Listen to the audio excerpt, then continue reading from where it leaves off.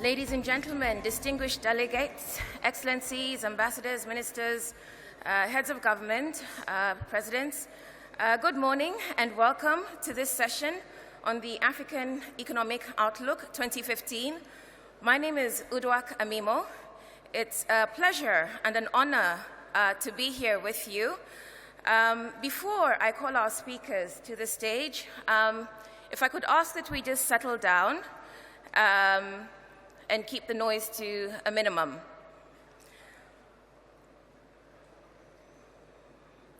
To begin with, I think it's in order to commend the bank, the African Development Bank, for this feat they've achieved, moving back to their home headquarters in Abidjan after years in exile, and within the same year putting on an annual general meeting. So congratulations to the African Development Bank.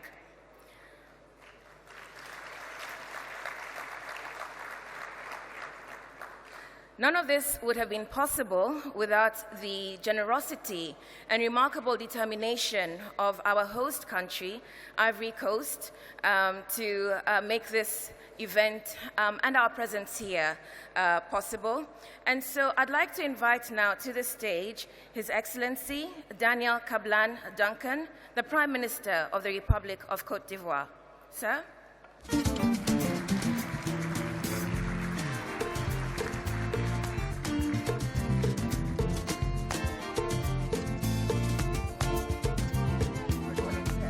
Oye mi que veo mi siete susa songele tro se mantra le mienko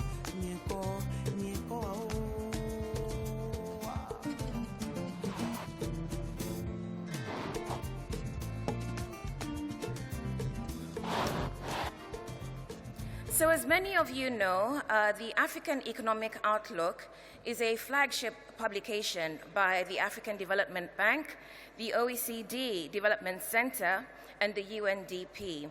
And so what's going to happen today is that the three institutions will present their findings in short presentations. After that, we will go into panel and plenary mode. We have some discussants, with years of varied experience to help stimulate the conversation. If for any reason you feel the need to share the breadth and depth and liveliness of this conversation on social media, you can use the hashtag AEO2015. That's for Twitter. So to carry on, I'd like to invite to the stage Mr. Mario Pezzini, who's the director of the OECD Development Center.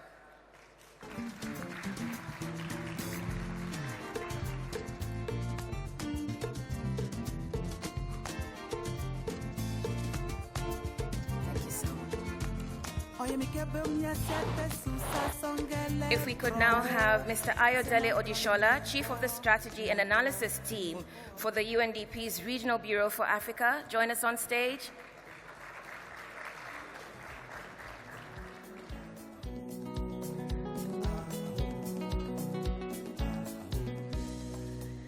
And last but not least, our host institution, Steve Kaizi Mugerwa, is the Acting Chief Economist and Vice President of the African Development Bank.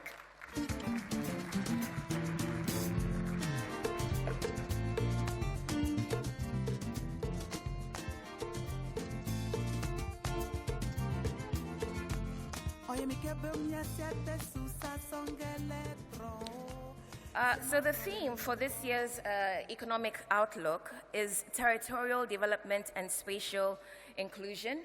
We do have three presentations, as I said, and we'll start with Mr. Pezzini. You have the floor. Okay, so, right. Mr. Mugerwa from the bank. Okay.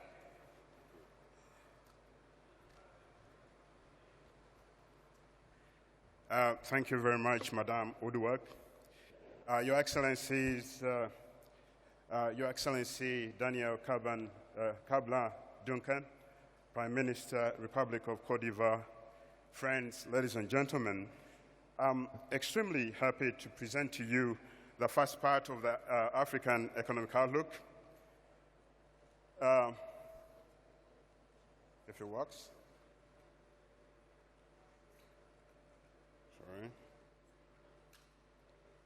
the first part of the African economic outlook. What I'm going to do is I'm going to make it quite short to provide enough time for you to discuss in greater length. If you ask me today what the simple heading of the events happening to Africa and the African economy in 2014, I would say that that simple heading would be resilience in the face of global adversity. Africa has had to experience global recession, the slight decline in growth in China, which is demanding a lot of African goods and services, the impact of Ebola. All these, of course, have impacted growth in Africa. But I must say at the same time that in spite of that, we see that growth, even the least growth in the north, which was around 2%, and maybe 3% in Southern Africa, it is still much higher than growth elsewhere in the world, say in the European Union. And prospects for 2015 are pretty good. We think that the middle-income economies in North Africa and Southern Africa will pick up quite a bit, while the rest of the regions of Africa will continue to do quite well. And let me bring you quickly the good news. The good news is that the African economies are broadening quite substantially. From mere dependence on agriculture, we see construction in every city. I could say that I don't hear myself. A lot of people, there's a lot of talking in the back. I can't even hear what I'm trying to say. Could you please reduce the talking? Thank you so much. And then I was saying that the service sector is also expanding. Manufacturing has seen a renaissance in many parts of the continent, including Kenya, and of course mining from the boom. And then I will also very quickly tell you that there seems to be a shift in the financing of Africa's development. Remittances from all of you who live abroad and so on seem to be taking the upper hand compared to ODI or overseas assistance, although overseas assistance is still very important to low-income and also fragile states. There has been a bit of decline in portfolio flows as well to Africa, and of course through the concept of flight to safety. So the money has returned, especially compared to a much vibrant American economy. Again, as I said, I will skip a few slides here so that we move ahead. Okay, so Africa has also seen, of course, a much improved business climate. There is a crusade, anti-corruption crusade. Business has become much easier to register, and the cost of doing business has improved as well. And let me also very quickly run through the impact of oil prices that you know have affected this region of West Africa, but other parts of Africa as well. There have been beneficiaries and there have been losers, of course. And what I could say is that on net, the middle-income economies, like in the southern part of Africa, have really gained because they're heavy energy users, and obviously the cost of energy has gone down. A big concern still, it's not just this year, but for many years, is the fact that a lot of money is getting out of Africa illicitly. In fact, the amount of money that goes out of Africa every year is greater than FDI, the money coming in. So it's like money comes in and money goes out. So it has very serious policy implications as a result. Now, I have a whole list of what might be what I would call the risks there. There's a whole list of risks. But actually, to my mind, the greatest risk that Africa has to confront moving ahead is not to have taken this window of opportunity when Africa has been growing at about 5% per year for over 12 years and not use it to transform the African economy. If that is lost, it will be a big risk for the future as well. So I would say, in conclusion, let's not spill away this opportunity. Let's not spill it away on political expedience. Let's increase planning. Let's raise accountability of our economies. Ladies and gentlemen, I'd like to thank you so much. I'd like to hand over to my colleagues.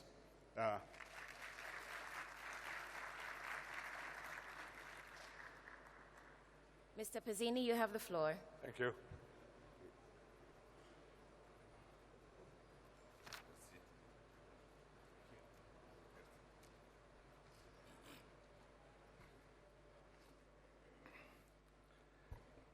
Excellency Daniel Duncan, Prime Minister, Steve, dear friend, Ayodele, dear companion of this venture, and obviously Udarak. Thank you very much, friends, to be with us for the launching of this African Economic Outlook. As we have Prime Minister here, I decided to switch in French. Don't worry, my colleague says that when I speak Spanish, English, or French, in reality, I'm always speaking in Italian. It will not change that much. We decided to devote on a décidé de dédier une attention particulière à les thèmes territoriaux. Pour quelle raison? Il faut remonter il y a 4 ans, quand, dans notre aventure commune, on avait décidé d'analyser le phénomène des jeunes. Et qu'est-ce qu'on avait identifié? Que pour l'Afrique, il y avait une énorme opportunité. Si on regarde le graphe en bas, on note que la Chine a eu une augmentation énorme des populations, là où le développement économique est arrivé avec force et détermination. Et aujourd'hui, c'est le jour pour l'Afrique. L'augmentation de la population va être extrêmement significative, sans précédent. On parle d'1 milliard de population qui va augmenter d'ici à 2050. Mais la population africaine va donc doubler sa taille. Or, c'est où le grand avantage? Eh bien, il y a quelques années, pour chaque Africain qui travaillait, il y avait un Africain à charge, compte tenu de l'âge de la population. Une énorme quantité de jeunes va rentrer dans le marché du travail et apporter une force nouvelle. Eh bien, cela, dans le cas de la Chine et de l'Inde, a aidé à augmenter le développement économique de 25-40%. Donc, c'est là une énorme opportunité pour l'Afrique aussi. Mais alors, la question est, est-ce que ça sera possible d'embaucher, d'absorber cette population qui arrive sur le marché du travail? Parce que sinon, celle qui a une énorme opportunité, elle peut se transformer dans un problème. Et en particulier, la dimension territoriale dans ce discours est fondamentale. Regardons ces 2 graphes. Ils sont faits pas en référence au kilomètre, mais en référence à d'autres facteurs. Alors, on trouve à gauche une mesuration de la population. Et qu'est-ce qu'on voit là? Que la population, déjà aujourd'hui et encore davantage demain, ça sera surtout en Afrique centrale, Est et Ouest. Mais regardons le graphe à droite. Qu'est-ce qu'on voit? On voit que le développement économique, la croissance, le PIB, aujourd'hui, il n'est pas là où la population sera demain. Il est surtout au nord et au sud de l'Afrique. Donc, une dimension territoriale s'impose. Comment assurer un développement là où la population sera? Et si on regarde les choses de façon plus granulaire, qu'est-ce qu'on voit?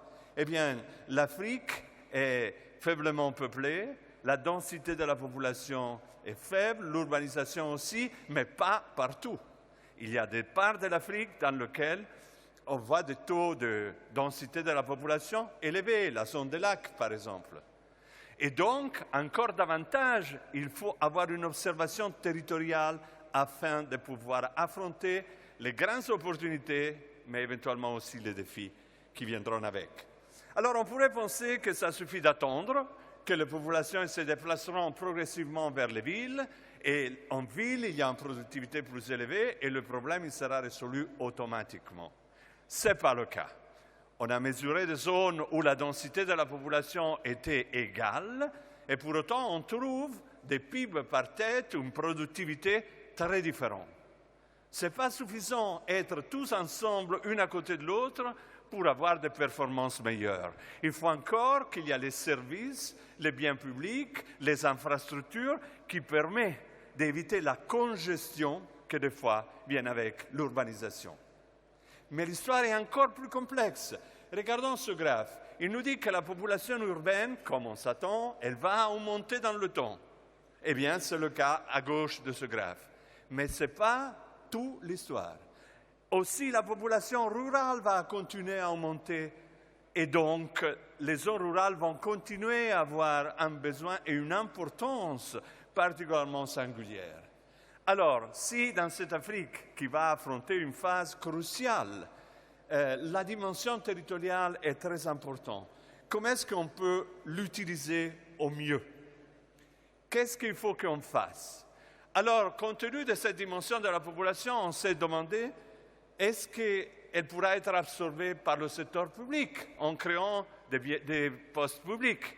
Bien sûr, ils sont importants, mais la dimension du problème est telle que ça ne sera pas possible d'assurer l'absorption de cette offre de travail seulement avec des emplois publics. On a calculé, par exemple, qu'en Égypte, il serait nécessaire de construire chaque année 180 000 nouveaux postes de travail dans le secteur public. Ce n'est pas possible. Est-ce qu'alors qu'on peut développer davantage les ressources naturelles? Oui, bien sûr, il y en a en Afrique. Ils sont importants. D'abord, pensons à l'exploration et les investissements en exploration. En Afrique, on parle de 5 $ par kilomètre carré. En Australie, de 65. Donc, plus d'exploration nous permettra d'avoir plus de ressources et donc plus d'emplois. Mais il s'agit d'emplois limités.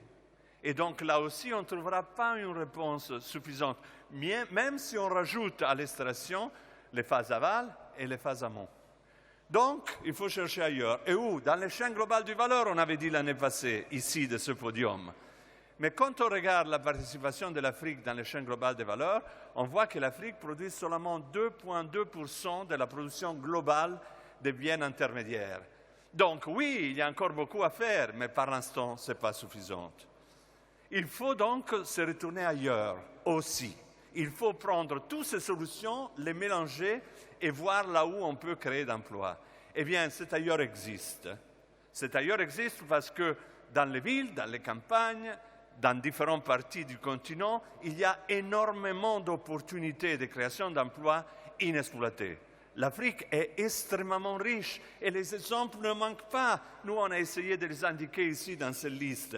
La production des figues dans le nord, les différentes possibilités d'écotourisme, la production manufacturière en certains cas, elle s'est développée. Il s'agit d'un développement aussi endogène. On n'est pas en train de dire que les investissements étrangers, les chaînes globales de valeur ne comptent pas. Bien évidemment, ils le font. Mais toutes les ressources doivent être mobilisées pour absorber cette énorme quantité de gens qui, heureusement, va rentrer dans le marché du travail. Et alors, qu'à faire pour valoriser des opportunités qui peut-être existent, mais ne sont pas encore été exploitées? Comment faire en sorte que les villes se nourrissent de la production des campagnes et qu'il y a une connexion davantage entre le rural et l'urbain? Comment faire en sorte que l'Afrique aussi utilise les productions africaines?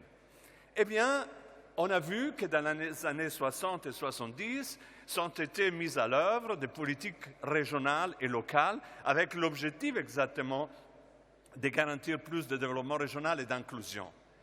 Mais elles ne sont pas vraiment beaucoup marché, dans le sens qu'elles s'est basée sur l'idée que les régions reculées étaient handicapées, et donc il fallait les aider financièrement pour réduire leurs handicaps et recréer une certaine égalité. Un objectif qu'on partage tous, mais adopté comme ça n'a pas marché, parce que les incitations financières, l'État central qui gérait tout, n'a pas vraiment bien fonctionné.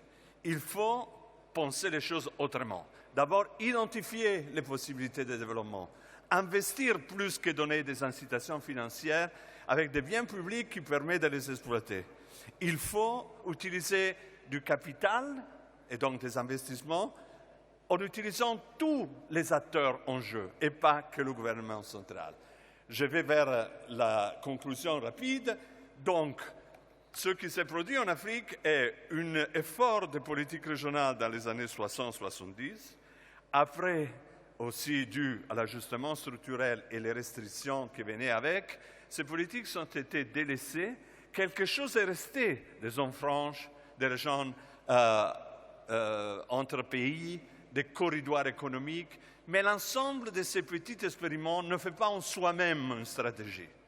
Le moment est venu pour construire ces stratégies. Les opportunités sont énormes, mais aussi l'urgence est énorme. Parce que gérer cette énorme population qui arrive dans le marché du travail, jusqu'à aujourd'hui, ça ne s'est pas fait. Ni en Inde, ni en Chine, parce que le défi était le même, mais était plus contenu. Donc, on est tous mobilisés aujourd'hui pour faire que ce changement ait lieu, parce qu'il s'agit de faciliter la vie des gens là où ils vivent, dans les lieux où ils vivent et dans leur famille. Merci beaucoup.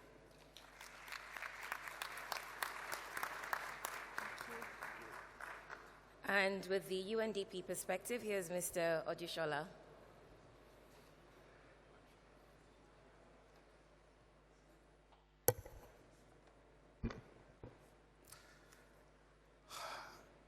Your Excellency, Prime Minister Daniel Duncan, the Prime Minister of the Republic of Cote d'Ivoire, distinguished panelists, and discussants, ladies and gentlemen. My job is very simple. Mine is just to bring the human development dimension of what Steve and Mario have said. And the idea is for us to see how can we use what is happening within the continent to accelerate human development in Africa. And, well, the idea is for us to really look at the key messages that are emerging from this 2015 African Economic Outlook report with respect to how it affects human development. There is one particular message that is very important for us to really look at, that human development in Africa is rising, but remains low and vulnerable to risk. Mario and Steve mentioned a lot of risks associated to the growth and development dimension in the continent. But one thing that's very important is for us to know that it is true we're rising, and we consider to be the third fastest growing in terms of human development after East and Southern Asia. But there are a lot of things we need to look into. The critical aspect of it is the gender inequality and social as well as institutional discrimination that remains quite high within the continent. And it shows that we need to really look at the underpinning of these particular issues. Again, the post-2015 development agenda for Africa must be able to harness the momentum and at the same time be able to address the structural barriers to exclusions and human deprivation. These are issues which we think we need to really make sure the growth we've been having over the past decade have appreciable impact on human well-being. And the only way we can do this is to make sure that the marginalized people are not only part of the production process, but they are also the beneficiary of the growth process. So this is one of the issues which we think we need to really look at. But in terms of the overview, I wouldn't want to just talk extensively on that, and I'm sure our discussants will be able to address some of the issues there. But one thing we need to really look at is that if you look at the 54 African countries, we have 17 of them have been able to achieve high and medium level of human development. Now, there are about 3 different categories. Those that are able to achieve what we call the Human Development Index, which is a kind of measurement of the 3 major indicators in terms of education, health, and decent income. If you are able to achieve over a period of 1, if you are able to achieve between 0 and 0.55, you are considered to be within the low level of human development. But if you are able to achieve a record between 0.55 and 0.7, you are considered to be within the medium level of human development.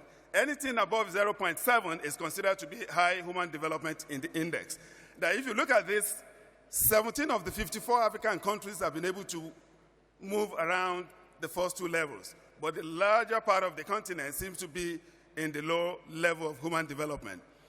Now, in spite of this, like I said, Sub-Saharan Africa is considered to be the 3rd fastest in terms of region on issues relating to human development, if you look at what has happened since 2000 to date, with following East and Southern Asia.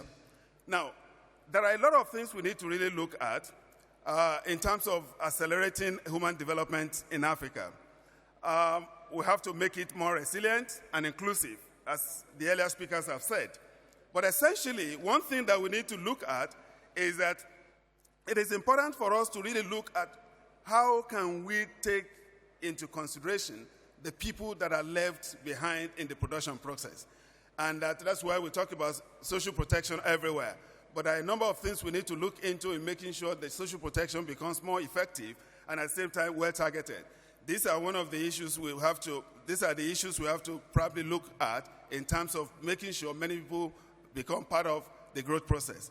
Now, there are a lot of other things. I wouldn't mention the risk, which has been mentioned by Steve and Mario. Now, if you look at the dimension of human development in the continent, you can see that East Africa has been performing excellently in terms of continuous growth between 1980 and 2013, and followed by the Western Africa. So these are the two regions, the two sub-regions that have consistently improved their human development index. Again, followed by the other two Central Africa as well as Southern Africa that have something like both U-shape and inverted shape. For instance, Central Africa has a kind of U-shape where they declined up to a particular point and at the same time started improving since the 90s.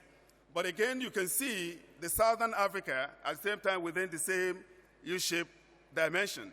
But the North Africa is the one that has what we call a kind of inverted U-shape.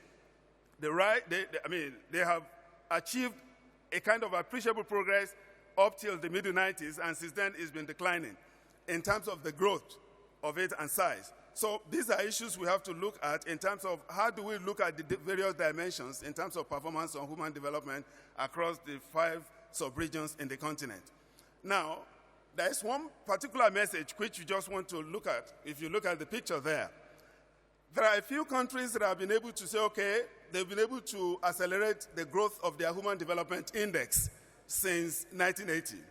But one thing we know is that those countries that started at very low condition, that is below 0.5 of the Human Development Index, were able to accelerate growth faster than those that were at that stage by 1980.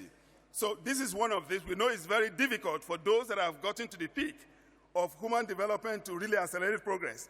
But again, what we are saying is that efforts should be made to make sure we do not record a kind of decline in the Human Development Index.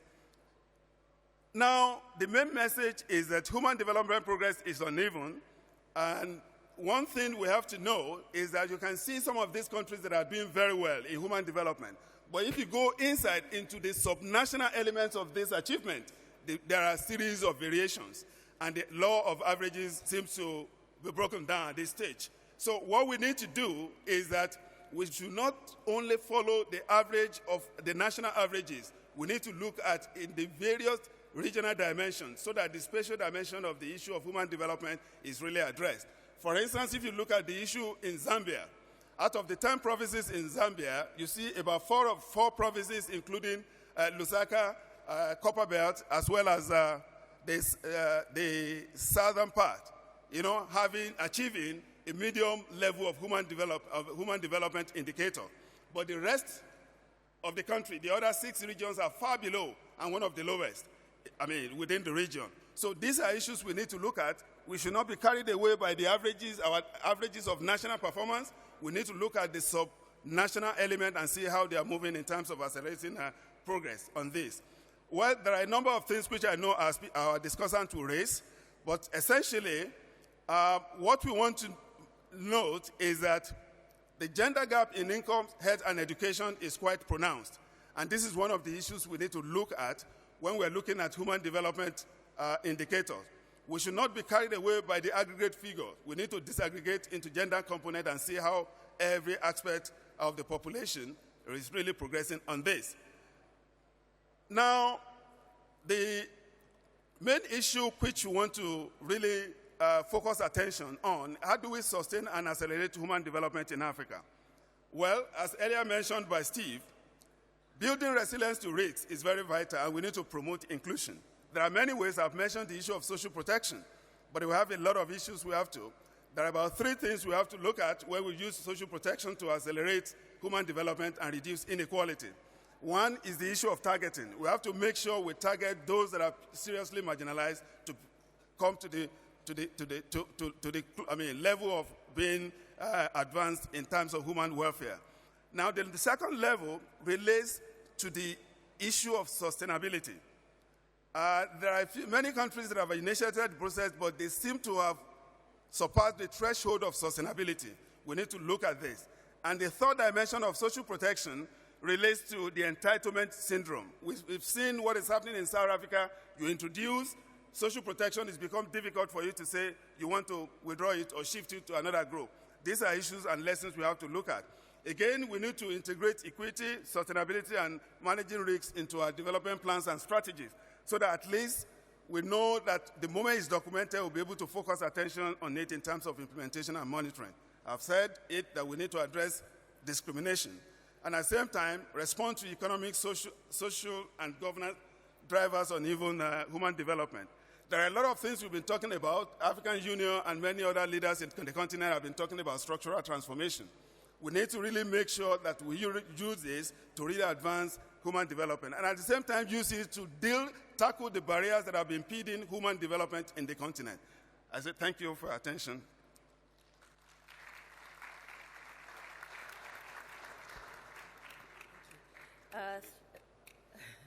Thank you. So that was quite interesting, the breakdown of the economic outlook for Africa from your different perspectives.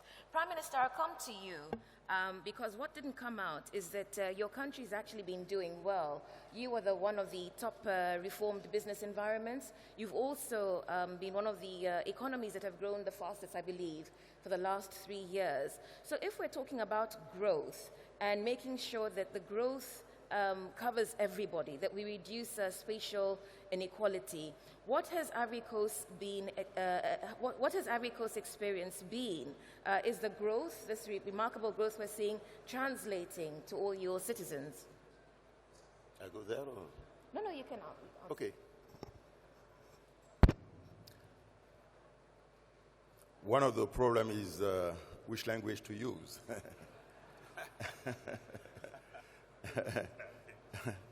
It depends on the number of those who speak English here or French or Spanish or other language.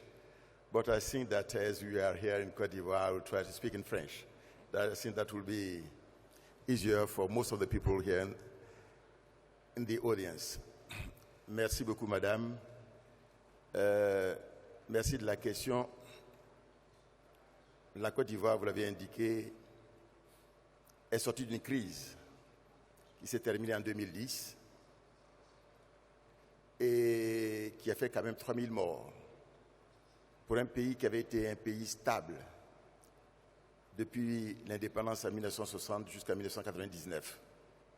Nous avons traversé donc 10-12 ans de crise et après donc les élections et la crise post-électorale, le président Alassane Ouattara a été donc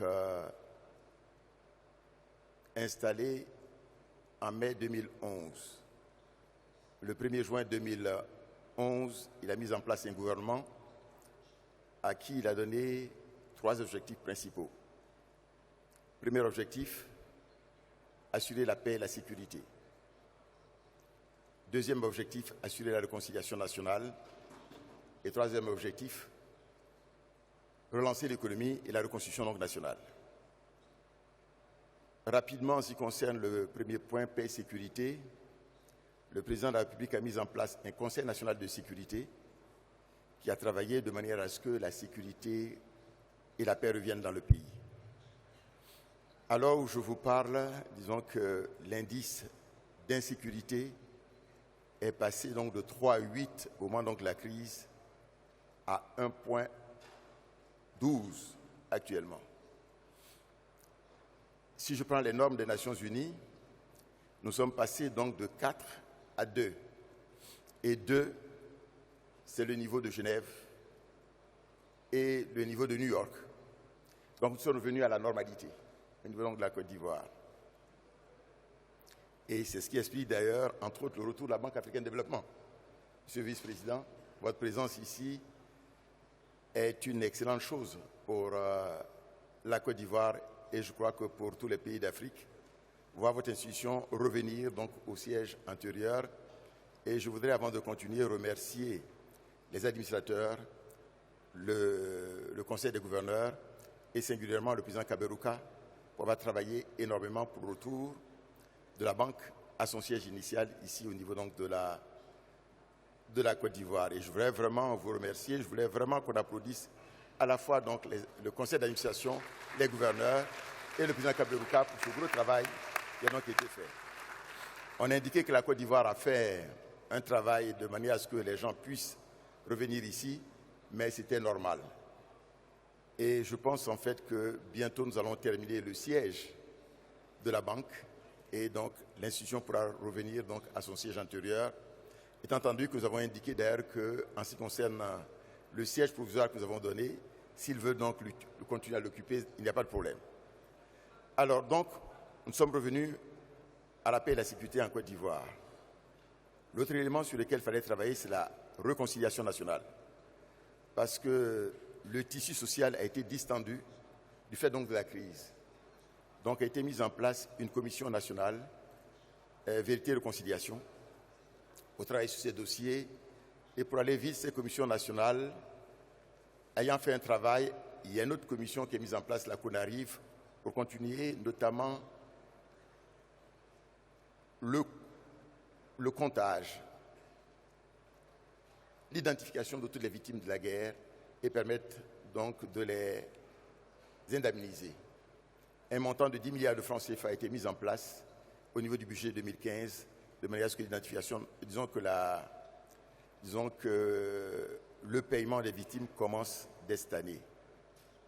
Autre élément important, c'est que nous avons travaillé au niveau de la Côte d'Ivoire sur la mise en place d'une nouvelle commission électorale indépendante pour permettre d'organiser des élections en 2015 de manière à la fois juste, transparente et ouverte. Après, bien sûr, de longues difficultés, nous sommes arrivés à un consensus et les élections 2015 vont se passer de manière consensuelle. Parce que c'est important pour éviter les errements donc du passé. Concernant l'aspect économique, effectivement, si en 2011, il y a une décroissance du fait donc de la crise, puisque comme je le disais, le gouvernement a été mis en place en juin 2011. 2011, il y a une baisse de croissance de 4,7%. Mais depuis lors, 2012, 2013, 2014, la croissance a été en moyenne de 9% annuelle. Ça a été fait parce que le pays a fait beaucoup de réformes économiques. Ces réformes sont essentielles si on veut aller de l'avant, puisque l'objectif de la Côte d'Ivoire, c'est de faire en sorte que le secteur privé soit le moteur de la croissance. Mais pour que le secteur privé soit le moteur de la croissance, il faut créer un environnement des affaires qui soit favorable, disons, au secteur privé, à la fois national et international. C'est ce que nous avons fait à ce niveau. Et rapidement, je voulais donner quelques éléments des secteurs qui tirent la croissance en Côte d'Ivoire. Il y a bien sûr le secteur agricole, qui est un réservoir énorme de croissance, mais aussi un réservoir important donc d'emploi. Nous avons mis en place ce qu'on appelle le PNIA, le Programme national d'investissement agricole, d'un montant donc de 4 milliards de dollars, 2040 milliards de francs CFA, et qui doit donc être financé à 60% par le secteur privé, national et international, et 40% donc par l'État. Et doit créer 2400 emplois, 2 400 000 emplois, je vais dire, sur la période 2012-2016. Donc, le secteur privé joue un rôle important dans cette croissance. Au niveau de l'agriculture, ce que nous cherchons rapidement, c'est d'une part, donc, améliorer le rendement agricole, augmenter donc la productivité agricole, mécaniser l'agriculture, parce que les jeunes ne vont pas aller à la terre s'ils doivent utiliser la machette et la daba. Il faut mécaniser et, autre élément important, aller à l'irrigation, de manière à ce que l'agriculture ne dépende pas uniquement de la pluie. Donc c'est important. Donc le secteur agricole a connu une croissance importante de l'ordre de 6%. C'est un élément très fort. Deuxième secteur important, c'est le secteur minier. en Côte d'Ivoire, à la fois donc un travail sur, disons que les mines existantes et sur les mines nouvelles. 3 éléments importants, le pétrole, le gaz, mais aussi l'or. La production donc augmente. Je prends par exemple l'or. La production donc est passée de 8 tonnes à actuellement 18 tonnes. Vous voyez? Parce que nous avons fait beaucoup de promotions à l'extérieur. Le pétrole en train de repartir en Côte d'Ivoire. Nous avons fait un déplacement à Houston. Et les grands, disons que pétroliers reviennent sur la Côte d'Ivoire, comme Total, ExxonMobil, etc. Donc, l'autre élément aussi important, c'est bien sûr le secteur donc, industriel et le secteur donc, des BTP. Et enfin, le secteur des services, ports, aéroports et tourisme, qui jouent aussi un rôle important. Alors, je voudrais conclure en disant ceci. Le document a montré, je crois que c'est important, que le secteur donc, de l'éducation, le secteur humain de manière générale, éducation, santé, sont des éléments transversaux, doivent être développés. Vous ne pouvez pas avoir de croissance si vous n'avez pas la qualité des hommes et des femmes. C'est important donc de le faire. Un autre élément, par contre, qui n'a pas été mentionné, sur lequel moi j'insisterai particulièrement, c'est le secteur des TIC, donc les technologies de l'information et de la communication. Ils sont donc des éléments importants, des leviers de la croissance, mais aussi, disons un raccourci de la croissance. Et si c'est nécessaire, nous pourrons donc revenir sur cela. Je pourrais donner donc des informations donc beaucoup plus complètes. Donc, en terminant, je voulais dire une dimension, on en a parlé, qui est essentielle, c'est l'intégration régionale, l'intégration africaine. La Côte d'Ivoire, au niveau africain, je crois que le commerce intra-africain représente 11% des échanges. En Côte d'Ivoire, c'est 34% des échanges que nous faisons avec l'Afrique et 27% avec les pays de la CEDEAO. Donc c'est un élément très fort donc, de croissance. Merci. Thank you. Thank you, sir. I'm sure there'll be a lot of questions interrogating this, but first let's hear the perspectives from our discussants, starting with Emmanuel Nadozie, who's the Executive Secretary for the Africa Capacity Building Foundation. Can we get a microphone to Mr. Nadozie, please?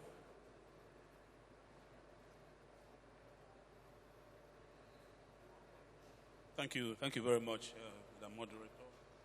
Excellency Prime Minister Duncan, Excellencies, ladies and gentlemen, I'm told I have how many minutes?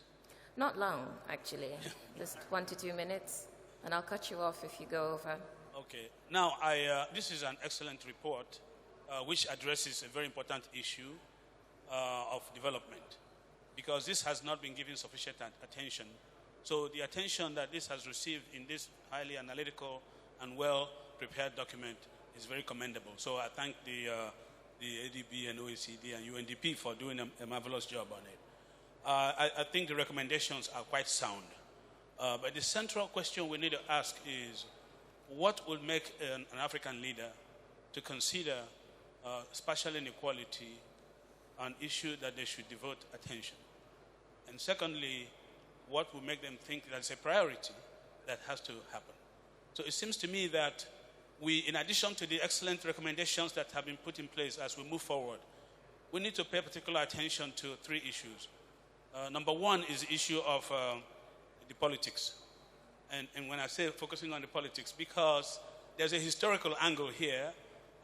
When you look at the urban biased kind of development strategy that has started during the colonial period and continued, it's also entrenched into ethno-religious kinds of politics that makes it impossible for really addressing marginalized people and areas, especially rural areas, and especially where the power dynamics makes it impossible for the people in the urban area and rural area to have the same kind of influence, where you have political powerlessness in the rural areas, and then you have those who can advocate and get their share in the urban area. So it's important to fix the politics. That's number one.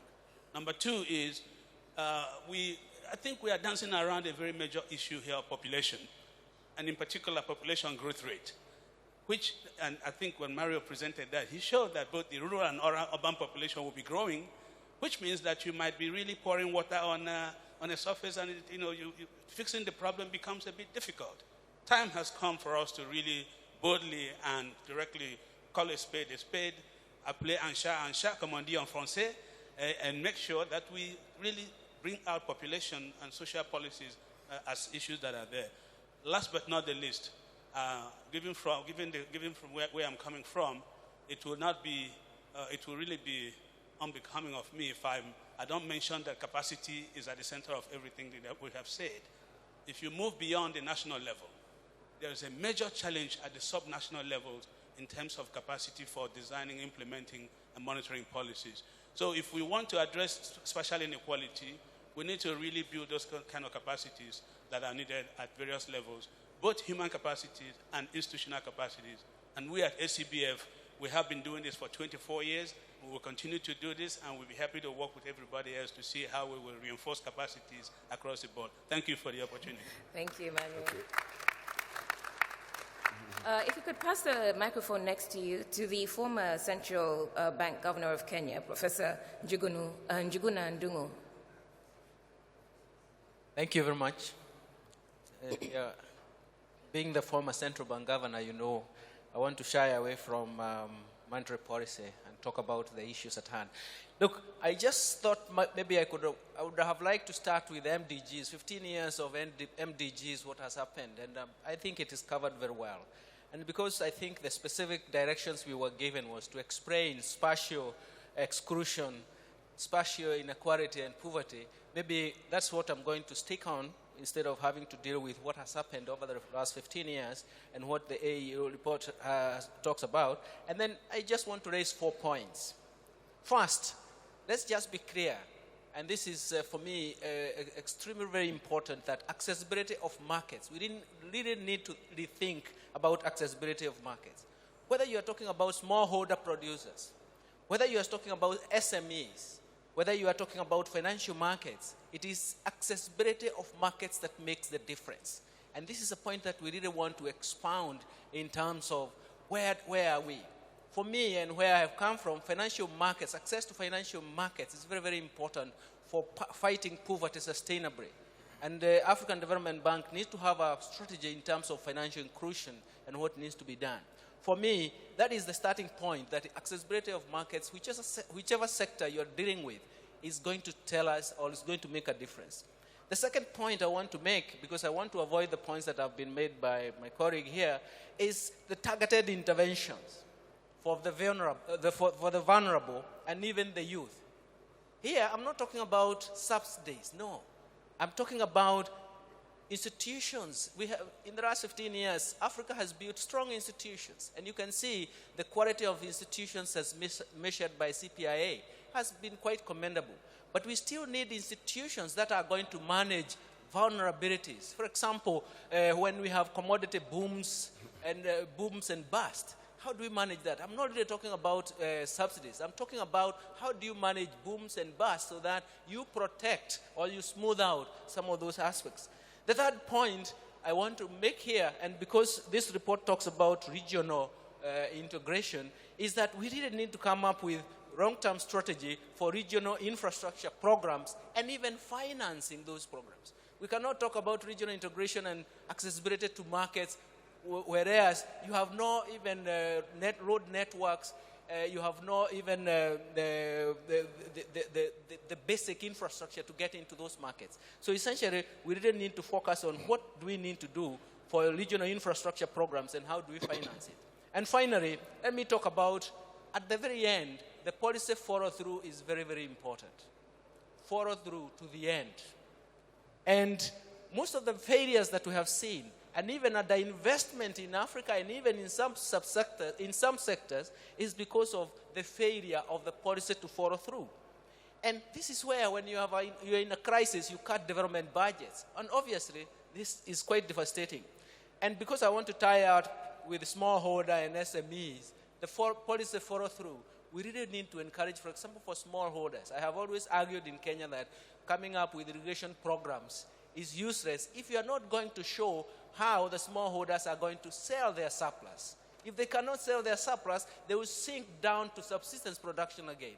So we need to come up with a program where smallholder farmers production for yielding varieties, they have adopted these. Then what do you need to do? Then we need processing and storage.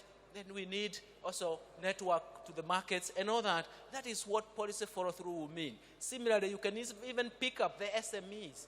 What we do is that we end up saying financing, credit is costly. We have to understand why is credit costly in Africa, in African financial markets. And obviously, you have to go back. Of course, tomorrow I'm commenting on bond markets in Africa. Bond markets in Africa, and we'll be arguing about the interest structure. Of course, that's not for here. But it's relevant in terms of how do we deal with SME financing so that the policy follow-through takes effect. Thank you very much. Okay, thank you, sir. Okay. Dr. Louis Kasekende, Deputy Governor of the Bank of Uganda. Thank you, moderator. And let me pick on a point that was raised by Steve. The point of resilience, that the African economies have been resilient. But this is not something that has come as an accident. I think we need to draw the correct lessons. I agree with Steve that we've faced shocks, and the future is still, we'll still face other shocks into the future. So what are the lessons? And I have put down about 4 or 5 lessons. The first one is along the lines of what the Prime Minister has said. In the last 5-6 years, we've reduced wars and consolidated peace. That has been very important for building the resilience of Africa. The second point I think that we should draw from this is macroeconomic stability. I think that is another buffer that has helped Africa build resilience. The third one, and I agree with Njuguna, is regionalism. We have been able to diversify markets as Africa. There was a time when we were only dependent on the developed countries for markets. We've now diversified, and we have regional markets also. Now, the second point that I want to draw from this presentation is that we need to build partnerships between the public and the private sector. And I think this is going to be very important. As we build the private sector, we need to improve the business environment and go back to the points that I mentioned in terms of consolidating peace, in terms of macroeconomic stability, and in terms of regionalism. And the last point is that we need infrastructure for this partnership between the private and the public sector. I thank you.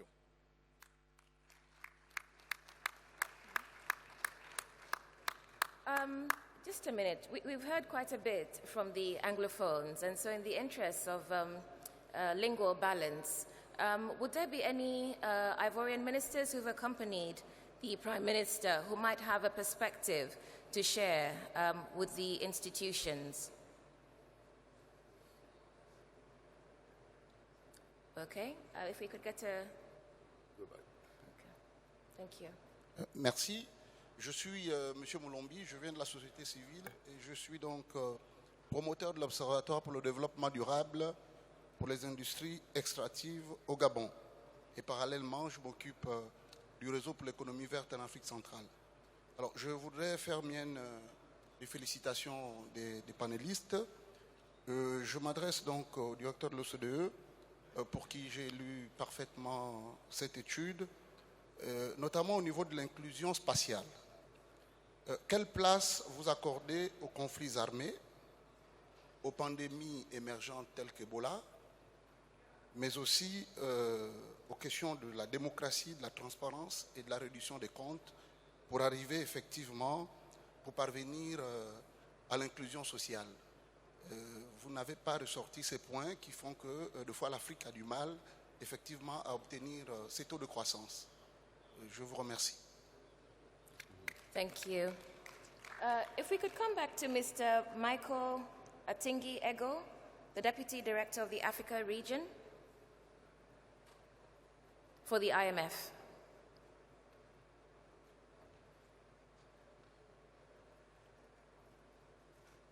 Thank you, Madam Moderator, Mr. Prime Minister, ladies and gentlemen, all protocol observed. First of all, I would like to thank the African Development Bank for this very exhaustive report. this is an area, in fact, I did a Google search about regional development and special inclusion. It is an area that is still virgin, so I think this is a significant value addition in this area here. I have just a couple of points. First, the analysis by Steve and Mario in terms of the macro perspectives and population dynamics and global value chains. I think the messages are consistent with the work that we've done at the fund. But my comments are basically on what Ayodele did present. And the first one is got to do with total inequality. If I were to decompose it into inequality within the regions and across the regions, I think the message of spatial inclusion comes clearly. If you have inequality across regions, then the message is relevant. But if it's within the regions, then probably it's not. And that is, is confirmed by the chart you have that shows the multidimensional poverty index. In the case of Lesotho, Swaziland, and Namibia, you find that the dispersion is narrow, all right? But in the case of Ethiopia, the Ugandans, the dispersion is very high. So it means that spatial inclusion, right, in the case of Namibia, Swaziland, and Lesotho may not be the problem, but it may be the problem for the lower income countries in the region. That's what I thought I should mention. And then the second one is to do with the measurement issues. I'm not very sure about the data. The household data available is mainly at the national levels, rural and urban. So I'm not sure how you get data at the regional and the state levels. And then secondly, economists are not unanimous regarding the decomposition of the Gini coefficient and also the measurements of opportunity inequality. So maybe you need to just clarify how you went about with the measurement of those indices. And then the other one that I want to mention is to do with the decentralization. This was said to be one of the policy measures to address the issue of special inclusion. You have a chart there that shows where India and Japan are lying. These two countries reflect the shares of revenue and expenditure to total revenue and expenditure of governments at the extreme end. But if I see the case of India, India still has got regional inequality. So how come that Japan, which has almost the same shares like India, doesn't have this problem? So I think there's a lot more that is actually being portrayed that we have not covered in here. So probably it's got to deal with the design, the implementation, and of the whole policy of decentralization, which I think should come out much more clearly, notwithstanding the issues that were raised on capacity development by the SCBF. I think the capacity at the regional levels needs to be enhanced before we even talk about some of these things. Madam, I would like to say more, but in the interest of time, I'll leave it there. Okay. I thank you. Thank you. A quick intervention before I go to, I open the floor up to questions. Sir, do you have a microphone?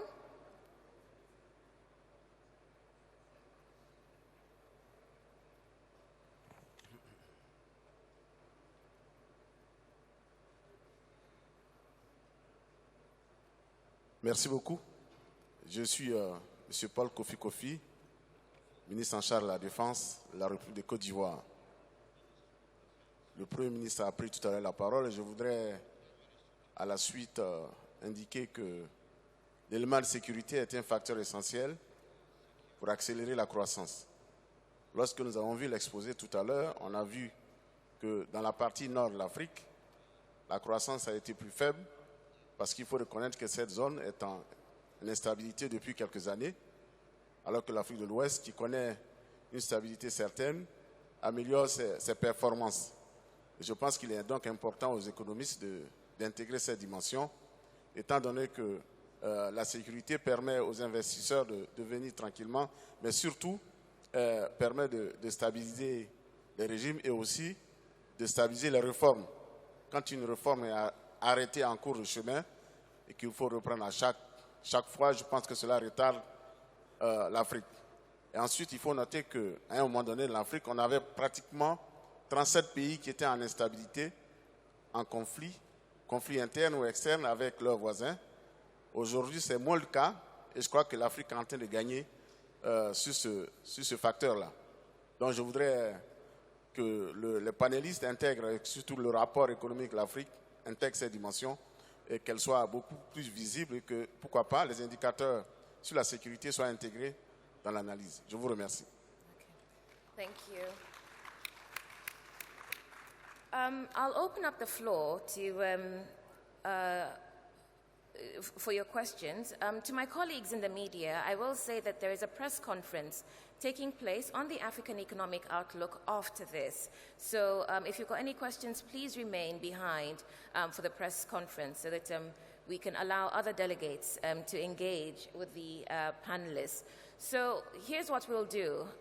You raise your hand, you tell us your name, and very quickly ask your question. We're running out of time. I do have to end on schedule because there are other events taking place. So please raise your hands and we'll get a microphone to you. I'll take 3 questions at a time in order to make the most of our panelists. Thank you. Any questions? Yes, the lady in blue. Thank you. Yes, Your Excellency, Excellencies, I'm Franny Leotier from COBA Private Equity Fund. And I have a question to the panelists on the role of the private sector, because in cross-border issues, spatial and territorial issues, what priorities do you see for policy that would enable the private sector to play its role, particularly the small and medium enterprises who develop all the jobs that will be needed for the growing populations? Thank you. Thank you.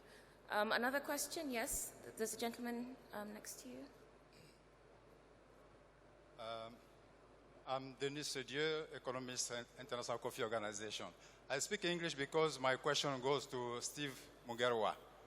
Knowing that agriculture is important in Africa, knowing that the rural population is the largest in Africa, but we still note that agriculture has not been supported. I don't know whether the factor that prevents the African Development Bank to strengthen and to give a strong support to agriculture. That's my concern. Thanks. Thank you. A third question from that area. Microphones, please.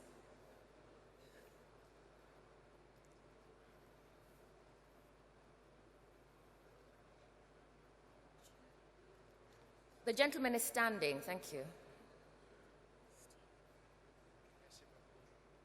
Thank you very much. Mahesh Kotacha, SCIC, New York. To Steve and the OECD, and then actually anyone, the 2 issues. Macroeconomically, internationally, 2 things are really buffeting the world. One is oil prices, which are low and may remain low. So the issue is, what does that do to Africa, especially those who are producing, but also those who are consuming oil? Obviously, there's a differentiation of impact. Nigeria was downgraded, but other countries might feel better. Uganda, for example, your country might be well off, although it's also a potential producer. The second is the strength of the dollar and the weakness of the euro, and the potential for a CFA devaluation.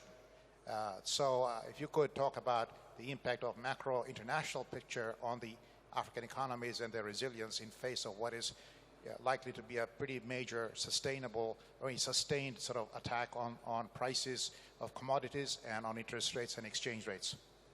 Thank you. So panelists, if we could start with that round of questioning. Steve, I might start with you because there was a specific question around agriculture, and then you can comment on the other questions. Okay. Thank you very much, Madam. And thank you so much for the question on agriculture.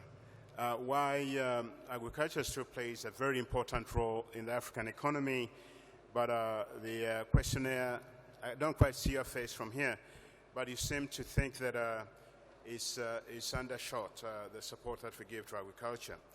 Let me say this, that there is, for a very strange reason, which maybe other people understand, there's a bit of an agriculture romance. That we think that there's this thing called agriculture, everybody talks about it, but at the end of the day, there are very few concrete policies. What happens in the rural areas is where you have a concentration of poverty. spending power is very, very low. Access to medicine and health services is not there. So that something called agriculture cannot live in a vacuum. It has to be surrounded by services. By the way, it has to be surrounded by opportunities to work outside agriculture. It has to be a vibrant relationship there. So it's very, very important to think of agriculture as part of a broader economy with individuals that need to make a living, with individuals that have children and wives and so on to support and so on. So that's a very important point of departure. And that then requires real incentives in terms of prices. Very quickly, I can give the example that the bank has supported called the Commodity Exchange for Ethiopia. Now, Ethiopian farmers, and there are very many of them, used to get a very raw deal because their produce was sold at almost very low prices. And then they came in this commodity exchange, which provided farmers with knowledge of where the markets were, the levels of the prices, and they cut out middlemen. And boom, all of a sudden, the farmers became a little richer. They started going into specialized coffees, and those are fetching very good prices in America and so on. But lastly, let me say what the bank is doing about it. The bank might not necessarily going to supply materials to spray agriculture and so on, but we at the bank are really focusing on infrastructure, because infrastructure is very important for opening up the countryside and a very important support to agriculture markets more broadly. I thought I would emphasize that. Thank you. Mario, I'll come to you, but before I do that, there's quite a bit of noise coming from the back. So if I could ask you to quieten down and allow the people who are speaking and the people who are asking questions to hear each other, please. Thank you. Yes. Thank you very much for the question, for the comment, all very interesting, and that would require another conference to be addressed fully. So let me be very, very much schematic and telegraphic. First of all, let's think to what in many cases was understood, including in my country, you know, North, South Italy have been for long, or Brazil, another country where this was an issue, divided country or with big inequalities, what was conceived as social inclusion. Mainly in my country meant compensating the poor with subsidies so that investing in that region or investing in the developing region would have created the same condition. It did not work. That solution of compensation immediately of inequalities did not provide social inclusion, actually maintained, and inequalities even increase over time, the exclusion. We are convinced from this side of the table that a policy is important. We are not saying the market will solve it. This market does not solve it automatically. Therefore, policy are required. But which one? And here I agree with many things that have been said, mainly by the commentator, by saying we need to build institutions, services. Let's think to experience, including in the European Union, but also in the United States in the 40s and the 50s, the extension services, not money, but information, by support, by creating a mechanism to control the prices of agricultural commodities, for example. Yes, that's what's needed. But if this is what is needed, how can we ensure that the institutions with a capital I are capable to deliver? Is it by simply, and I agree totally with IMF, by decentralizing? No, decentralization is a tool. In reality, the objective is to have actors that know what they are doing and where they are intervening. A mistake that was done in many areas in the past was to think that the central government knows everything, can intervene, and so on. And then, in many countries, Brazil, for example, were created cathedrals in the desert because the local people were not asked what should have been done, because the local authorities were not in capacity to intervene.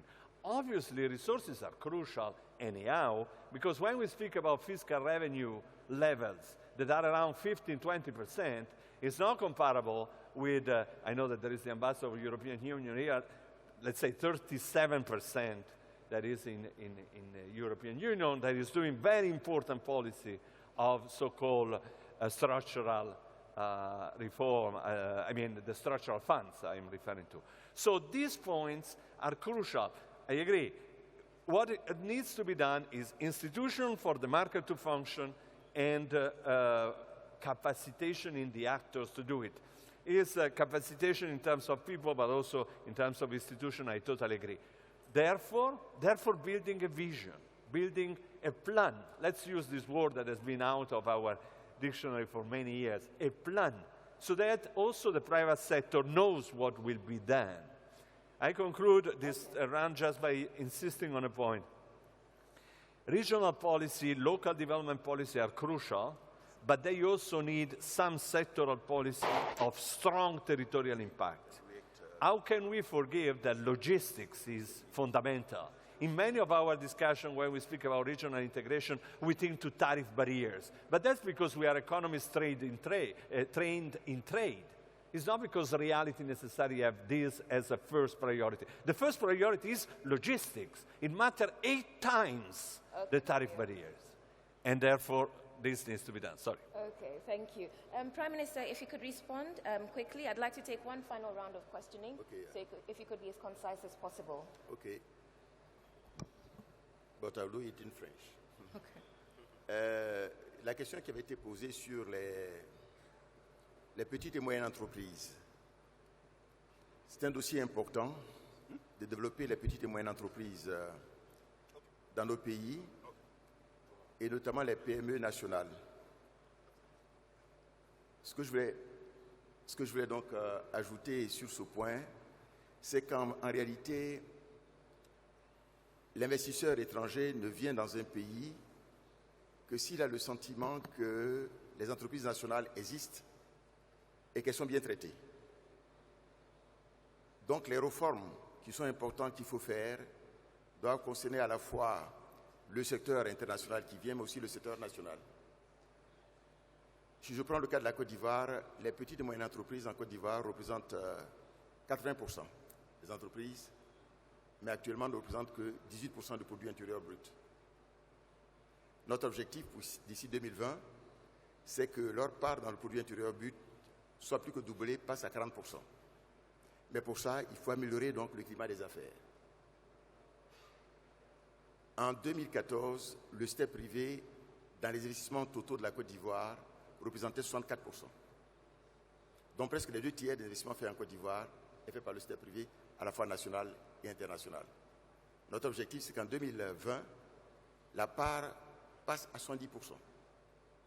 Donc c'est vraiment important qu'il y ait des réformes qui soient faites. La Côte d'Ivoire a été classée 2 fois dans les 10 meilleurs pays réformateurs dans le monde, dans le Doing Business de la Banque mondiale. Et il faut donc continuer donc ces réformes.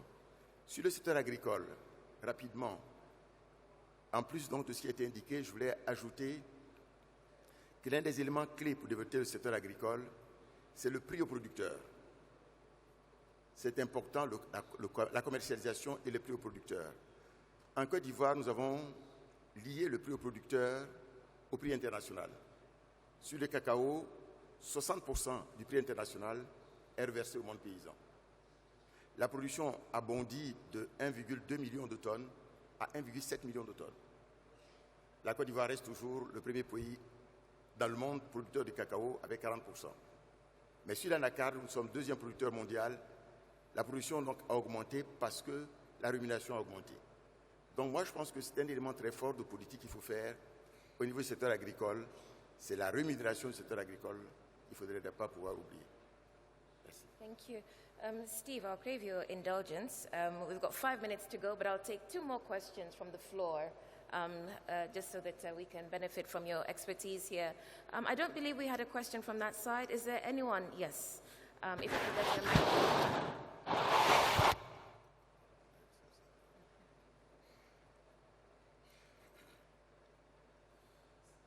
Good morning, Madam Chair, Excellency.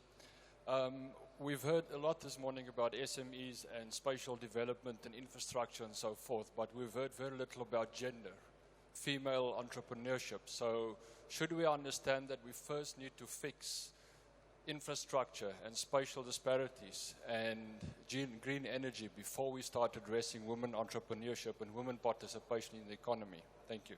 Thank you. And there was a question right at the back. Please stand up so that they can, there you go, yes. No, it was a lady. Thank you. Yes, good morning. My name is Sonia Toro, and I represent here the EU-Africa Chamber of Commerce. We recently organized in Belgium the first edition of the EU-Africa B2B Forum with a focus on SMEs. And the main outcome, which is my question here for the high-level panel, and which will be in French, en fait, le résultat concret de cette conférence que nous avons organisée à Bruxelles a été principalement l'accès au financement pour les PME, pour les SMEs. Et donc, ma question est de savoir, est-ce qu'il y a de nouvelles stratégies pour permettre de faciliter l'accès au financement des petites et moyennes entreprises? Merci. Thank you. That's it for this round of questioning. We've got a whole week of meetings, and so hopefully there'll be exchanges during which some of our concerns and questions can be answered. But now I'll allow the panel to answer that. The question of SMEs, that sounds like something... Okay, sir, yes, go ahead. Merci beaucoup. En ce qui concerne donc le financement donc des SMEs, donc des PME, PMI, je crois que finalement c'est un dossier important. Une fois que l'environnement est créé, il faut trouver le financement pour aider donc les petites et moyennes entreprises à se développer. Il peut y avoir donc des financements donc, locaux, mais aussi des financements donc, internationaux ou un mixte. Pour le cas de la Côte d'Ivoire, nous avons donc un fonds national pour aider donc, au développement des PME. Nous avons mis en place avec la SFI et le groupe de la Banque mondiale un montant de 85 milliards de francs CFA pour aider donc, les petites et moyennes entreprises. Et donc la SFI, par exemple, participe. Le groupe de la Banque mondiale participe aux 20 milliards de francs CFA pour le financement. Mais ces financements sont logés auprès donc, des banques qui le prêtent donc, donc, aux petites et moyennes entreprises en fonction bien sûr de la qualité donc, des projets. Un autre point sur lequel il faut insister, c'est la formation des responsables des petites et moyennes entreprises. C'est essentiel. Hormis donc le fait d'avoir la vocation pour faire les affaires, il faut que celui qui crée des affaires soit assisté en matière de comptabilité et formé de manière à gérer donc son entreprise. Donc les financements, je pense que quand on a un bon projet, on peut toujours trouver donc des financements, notamment donc soit locaux ou surtout donc avec la communauté internationale. Et je crois que c'est le cas qui se passe en tout cas pour la Côte d'Ivoire. Merci. Okay. Aidele, I'll come to you because there's a bit of a link between the two questions, female entrepreneurship and new strategies for financing. From where you sit in terms of human development, because you did talk about human development, but you also talked about policies. What do you think we should be looking at? Well, thank you very much. There are a number of issues. If you look at the report, it shows that there's a wide gap on issues relating to gender inequality in terms of spatial equality. And what we need to do is to ensure that when we put policies in place, we shouldn't be too blind of the gender dimension of those things. And we have to be explicit in terms of what proportion goes into the gender dimension of whatever policy in terms of monitoring. And at the same time, one of the main challenges we've been having is that we have most of this aggregate data and statistics, but they are not disaggregated into their gender component, which makes it very difficult for us to have a kind of directed policy intervention, especially when it comes to entrepreneurial development. I think what we need to do as part of the role of the private sector is to see how best we can really accelerate the involvement of women in this entrepreneurial development so that at least we know that they are really brought into the fore when it comes to policy implementation. But just two quick questions that were raised earlier on. First, on the issue of inequality within and across countries. One thing that is very clear is that if you look at inequalities across countries in Africa, Many countries, a few of the countries are doing quite well when you look at it from each country perspective, especially most countries in North Africa. Some of them have reached the peak in terms of 0.7 of the human development indicators. But you then discover that there are many other ones that could learn from them in terms of what they've done, especially when it comes to the level of education, the highest level of life expectancy in the region. That is one. And again, but if you compare two countries, even of the same structure, you then discover that there is need for us to look inward. Among those countries that have done quite well, when it comes to high level of human development indicator, let's just take Mauritius and Seychelles. You discover that Seychelles is more equal when it comes to looking at the subnational level in terms of the level of inequality. Then when you look at Mauritius, it's not the case. So we need to look, we shouldn't be carried away by the national average. We have to look at subnational situations so that we'll be able to capture those and make our policy quite specific. And finally, when it comes to the issue of decentralization, we all know that countries like Mali, Senegal, and Nigeria were able to deal with the onslaught of Ebola viral disease because of the decentralized health system. But those countries where everything was centralized were unable to manage it. So it shows that we need to really look into the decentralization strategy of our respective countries across the sectors. And again, we have to look at some of the, if you look at the hotspot in terms of conflicts and the issue of radicalization in Africa, those regions that have been neglected on development outcomes are the hotspots. So, but if there is decentralization of management at the local, state, and local level, it provides opportunity for them to see some impact of development in their respective region, and it will just douse the tension in terms of radicalization and conflict. Thank you. Okay. There's a quick question from the Minister of Finance from Ivory Coast. Very quickly, please. Thank you very much. Not from Ivory Coast. Sorry. Rwanda. I just didn't want to leave without raising one question. It doesn't have to be answered here, and it's directed to Steve. Because of the issue that you mentioned of resilience of our continent, which is very true, by the way, given the reforms that are being done at the national levels, given the macro stability that has been going on and peace and security, that's very true. But what we are seeing as our economies are growing, the private sector role becomes very crucial. And you've heard about SMEs and all other big companies. The issue has been, how do they access resources? Usually the capital markets within the African continent has been quite down for quite some time. And that's the only way that you can sustainably access long-term resources to finance the big companies, the small companies, the SMEs. But there has been little progress in terms of developing that sector. What are the plans of the African Development Bank in terms of sustaining that level, which can help in terms of attracting the private resources from outside, in addition to the foreign direct investments and all other investments? Thank you. Because at this point, the government's investment can never be sufficient, and the private sector investment is extremely crucial. Thank you. Steve? Yes. Thank you very much, Minister Gatete, Minister of Finance, Rwanda. That's a very important question. I can link it to the same issue that was raised by Madame Fanny Lautier on the growing the private sector. Now, the thing is that we are very much in the early processes of getting financing going. Today, everywhere in Africa, there is actually finance. Finance is not some mysterious shortage out there. But what really happens is that like we sometimes discover at a bank, is bankability is a big issue. There are a lot of ideas out there, but when you get to them and look very clear, there is really no business plan, there are no strategies and so on. And that applies also to some of the businesses that we talk about.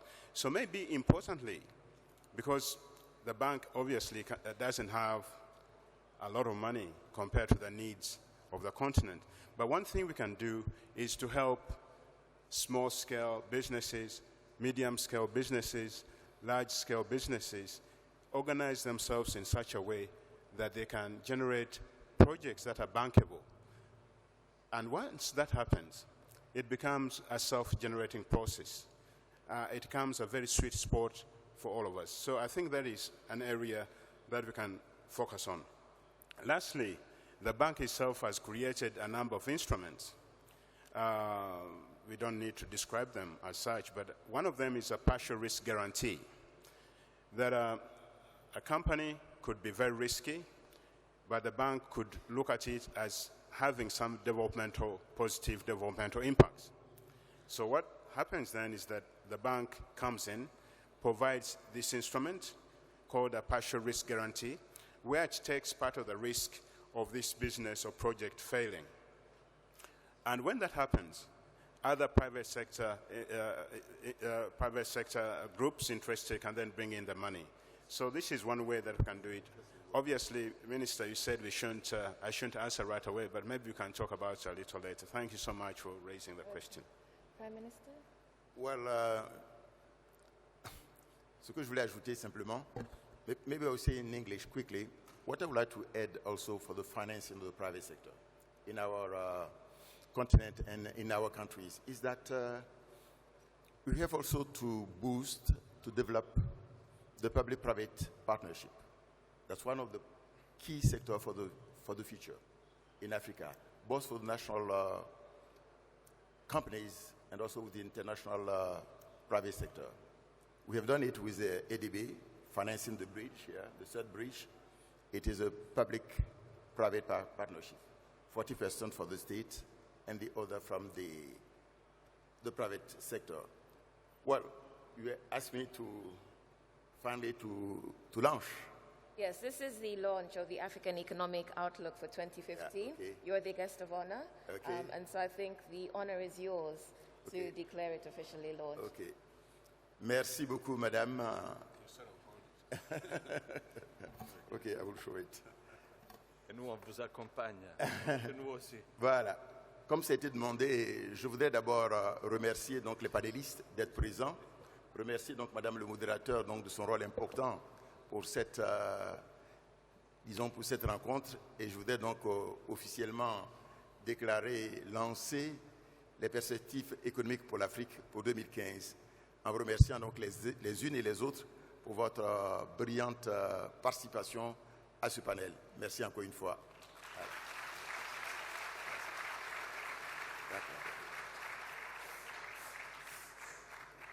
Copies of the report are available, but if you want to save the planet and reverse climate change, you can also download the report online. The address is www.africaneconomicoutlook.org. For now, though, let's appreciate the hard work and generous insights of the three institutions, as well as their speakers today, our hosts and speakers, the Prime Minister of Côte d'Ivoire, His Excellency Daniel Kablan-Duncan, Steve Kaizi Mugera of the African Development Bank, Mario Pezzini of the OECD Development Center, and Ayodele Odishola, Chief of Strategy and the Analysis Team for the UNDP's Regional Bureau for Africa. Thank you. Thank you. Thank you. Before we go, a couple of announcements. As I said earlier, colleagues in the media, there's a press conference here just after this discussion. That's for the media only. There's an event taking place at the Majestic Ivoire, which is the economic growth in Africa. And then there's the Africa Leadership event at the Salle de Lagune. And I believe there's also another flagship publication being launched, the African Development Report. The African Development Report, yes. Yes. So please look out for those. I'm not quite sure what time they're starting, but they're in rooms. You should see the notices outside. My name is Udwa Kamimo. It remains for me to thank you for your kind attention and robust engagement. Thank you.